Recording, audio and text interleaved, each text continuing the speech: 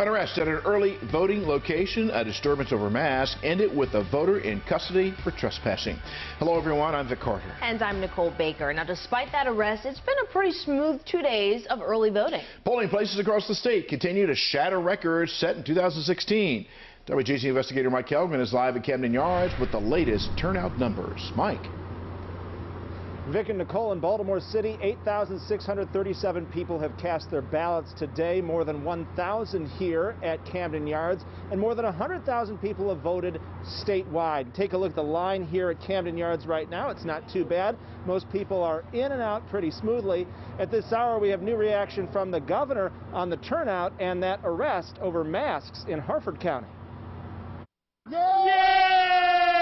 Marjorie Kidwell's neighbors brought her to vote at Camden Yards. The lines were short and she was grateful, considering this one of the most important elections of her lifetime. On point in there, very well organized, and no hassles, no hiccups. I couldn't have done it without either one of them. Across most of Maryland, the vote went smoothly with record early voting turnout. But in Harford County, the sheriff's office arrested 52-year-old Daniel Swain Monday for trespassing and failing to follow the governor's health order after they say he refused to wear a mask inside the polling place at the Jarrettsville Volunteer Fire Company. Police say the election judge here offered Swain a separate place to cast his ballot, but he wouldn't, and deputies could not resolve the situation either. So Swain was taken to the detention center and later released. The state and county boards of elections have been very careful about trying to keep people protected. You know, the pandemic is spiking out of control at this point in states across America.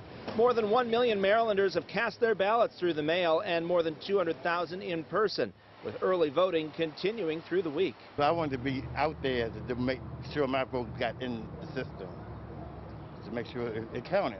Too much is at stake. This is an important election, and I'm glad we were all able to come and do this. We encourage everybody to take advantage of early voting because we're afraid that there may be long lines on Election Day. So yesterday we had record turnout. We've had record responses by mail and record turnout in early voting, and I think that's a good thing. The state says more than 1 million mail-in ballots have been returned. And as for that man who was arrested in Harford County, the sheriff says he's not been banned for the polling place and can go back and cast his ballot as long as he follows the rules.